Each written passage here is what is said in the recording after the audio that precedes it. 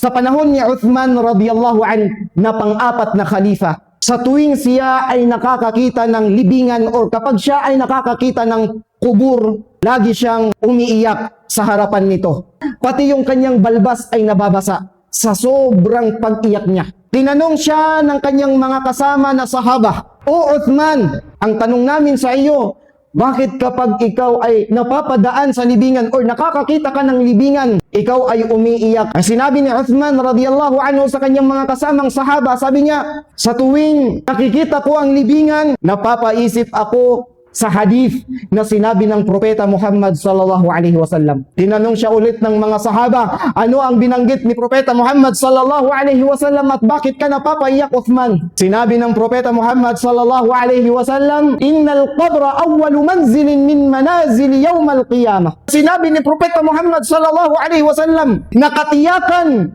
ang libingan ang siyang unang yugto o tirahan ng tao sa kabilang buhay. Bago pa man dumating ang mga tao sa Yawmal Qiyamah, bago pa man dumating ang mga tao sa akhirah, sila ay makakaranas ng pamumuhay sa akhirah doon sa kanilang libingan. Kung ano ang kahihinatnan mo sa kabilang buhay, mararanasan mo muna doon sa iyong libingan. Fa in naja minhu fama ba'dahu ay sara minhu.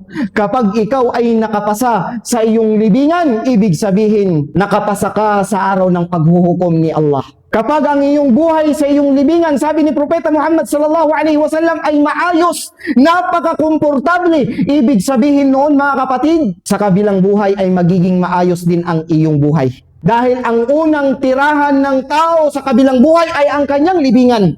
At kapag nakapasa ka dito sa iyong libingan, ibig sabihin, magiging maayos ang iyong pamumuhay sa kabilang buhay. Wa illam yanju minhu fama ba'dahu ashaddu minhu. Sinabi ng Propeta Muhammad sallallahu alaihi wasallam, kapag hindi ka nakapasa sa iyong libingan, kapag hindi maayos ang iyong pamumuhay sa iyong libingan, kapag hindi ka komportable sa iyong pamumuhay sa iyong libingan dahil puro kaparusahan, pagdating doon sa kabilang buhay, masalimuot at masakit ang iyong pamumuhay sa kabilang buhay. Pagdating mo sa iyong libingan, mararamdaman mo na ang iyong pamumuhay sa kabilang buhay. Dahil kapag ikaw ay nakapasok sa paraiso, doon pa lang sa iyong libingan, ipaparamdam na ni Allah ang iyong pamumuhay sa paraiso.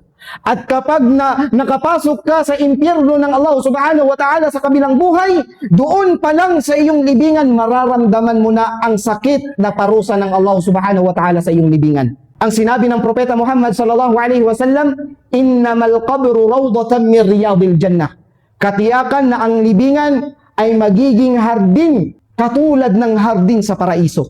Kapag ikaw ay gumagawa ng kabutihan kay Allah subhanahu wa ta'ala, gumagawa ng pagsamba kay Allah subhanahu wa ta'ala, ipaparamdam ng Allah subhanahu wa ta'ala sa iyo ang iyong mga nagawang kabutihan. Ipaparamdam ng Allah subhanahu wa ta'ala sa iyo ang hardin katulad ng hardin sa paraiso. Doon pa lamang sa iyong libingan. Dahil ikaw ay mapaggawa ng kabutihan. Dahil ikaw ay nagsisikap na gumawa ng kabutihan kay Allah subhanahu wa ta'ala.